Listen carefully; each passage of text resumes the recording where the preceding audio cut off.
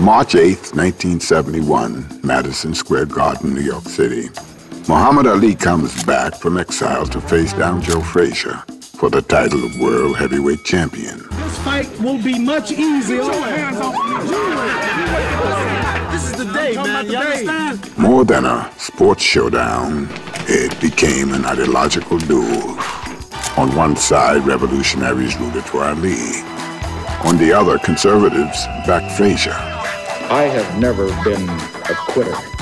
300 million people all over the world watch what came to be known as the fight of the century.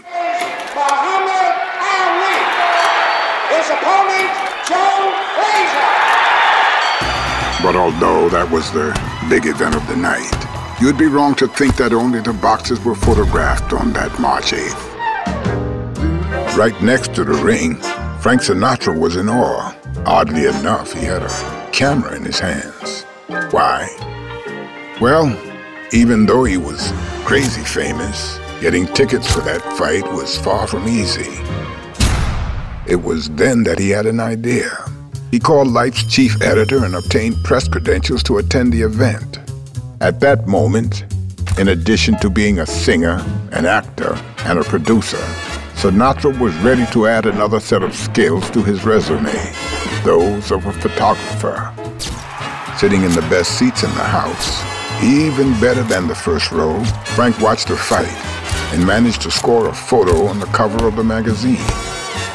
All this while being the night's third most photographed person. But on that March 8th, the cameras weren't just turned on the boxers and old Blue Eyes. Frank Lucas, famously unknown up until that night, had seats that were better than those of many celebrities. How was that possible?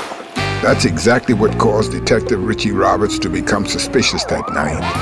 I mean, that and the infamous chinchilla hat and coat, which cost an estimated $25,000 and $100,000 respectively.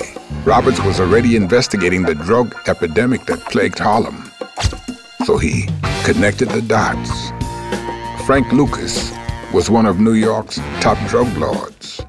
He brought the drugs to the U.S. in an incredibly peculiar way. He would hide the packs in a secret compartment in the coffins of American soldiers who were being brought home from Vietnam. The belief that all men in all lands. By cutting out the middleman, Lucas quickly became one of New York City's most powerful men. That explained his coat, his hat, and his seats. And on the night of March 8th, Lucas was far from inconspicuous. He was arrested shortly after that. Meanwhile, in the ring, Ali won the first 2 rounds. Trying to get him over here. Frazier quickly made a comeback and won all rounds up to the 8th one. He had a big lead. Ali won round 9. Frazier won round 10. Ali would only win the fight if he could knock Frazier out. From round 11 to round 14, it was Frazier, Frazier, Frazier, and Frazier. During round 15, the last one, Ali fell. Frazier brought him down with one of his famous left hooks.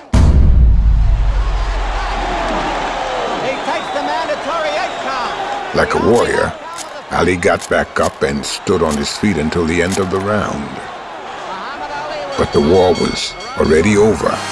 By unanimous decision, Frazier was the new heavyweight champion. Muhammad Ali was defeated for the first time in his career on that night, March 8th, 1971.